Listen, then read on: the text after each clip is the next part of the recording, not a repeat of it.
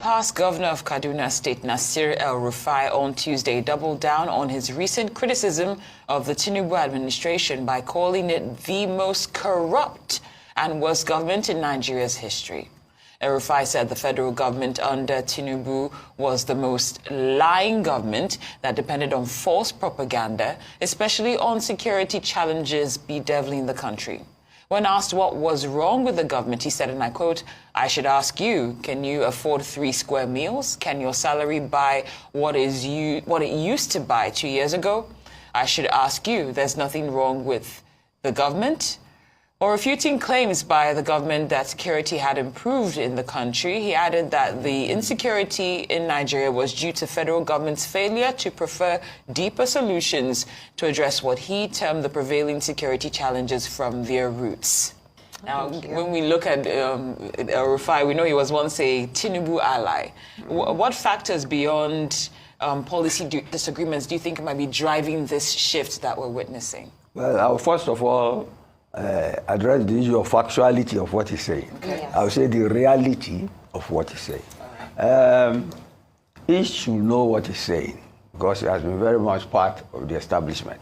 And he played a role in bringing this government to life.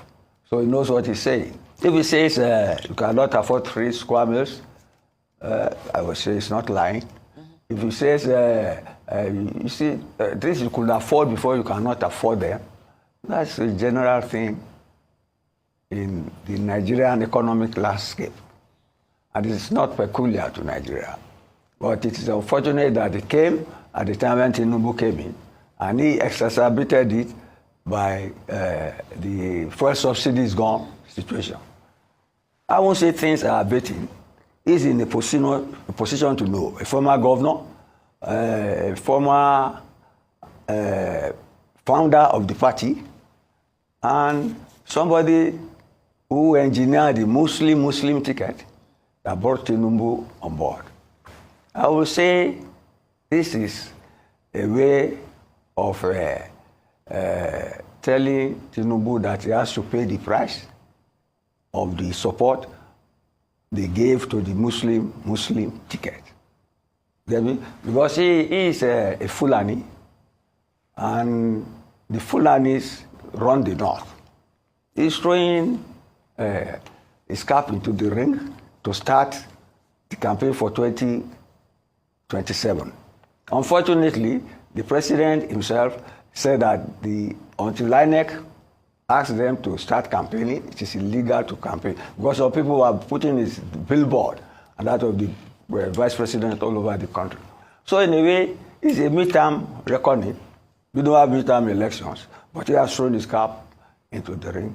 And it is up to the government to accept the challenge. But the realities of economic pain that he has mentioned are not lost on all of us. So let's leave it at that for now.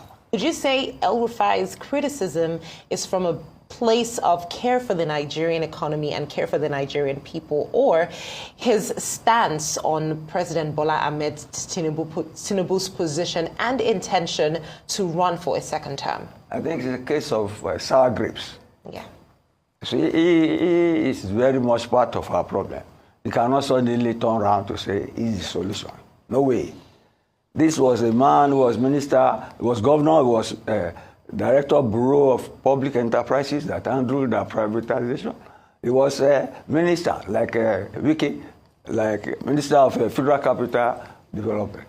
So I said here that they treated him unfairly by not confirming him as minister. I said that. And I thought he was criticizing so as to put his house, that is a PC, his former house now, to put it in order. But now it seems he has gone to a party that is virtually non-existent. And then again, if you talk about him and Buhari, there's not the Tinubu regime and Buhari. It's the same party. I mean, it is an elongation of the Buhari. This is about, they are going to the 12th year now. So it's still an in-house criticism